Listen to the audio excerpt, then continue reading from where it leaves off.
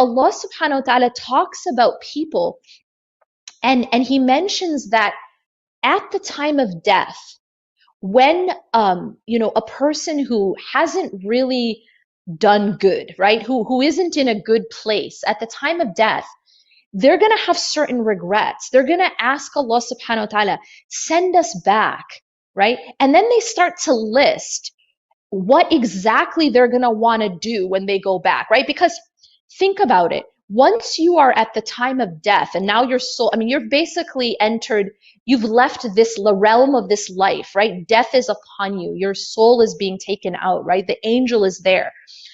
At that point in our life, Allah subhanahu wa ta'ala tells us that our sight becomes clear, right? فَكَشَفْنَا عَنْكَ غِطَاءَكَ فَبَصَرُكَ الْيَوْمَ حَدِيدٌ.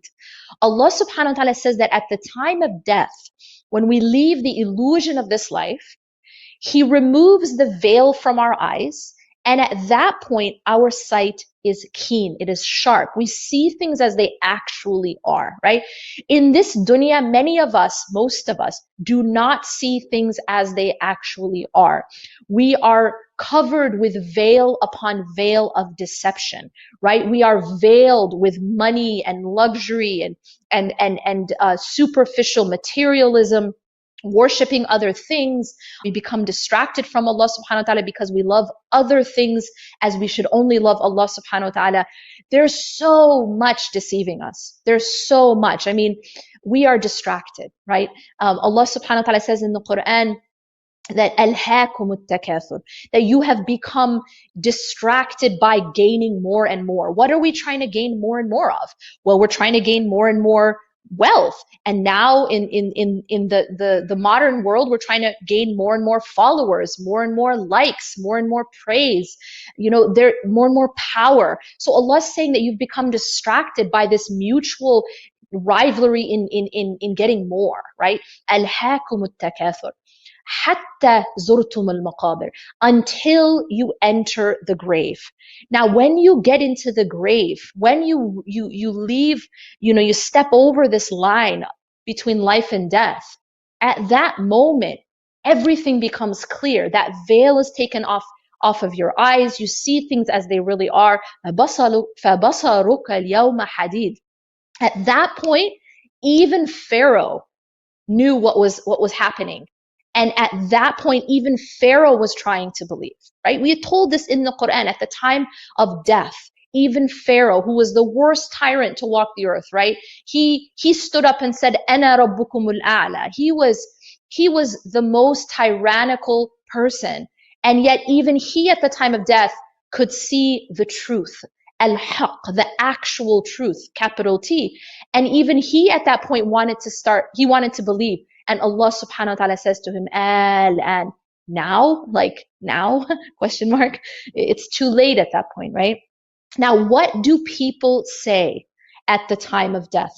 What do people wish they could come back and do? What is the first thing that they say that they wish they could come back and do? And that is to give sadaqah. Now, I think if there's anything that can really demonstrate how heavy charity, how heavy sadaqah, how heavy service is in the scale of Allah subhanahu wa ta'ala, it's that reality that we will all wish, those who did not take advantage in this life, rather, will wish that we could come back to this life. And this is going to be that number one deed that we're going to wish we could do. If there's anything that tells us the importance, it should be that. This is an illustration of how heavy sadaqah is in the scale of Allah subhanahu wa ta'ala. And the fact we're also told that sadaqah, the Prophet ﷺ told us that sadaqah, it actually extinguishes the wrath of Allah and the anger of Allah subhanahu wa ta'ala, and it protects the individual from calamity.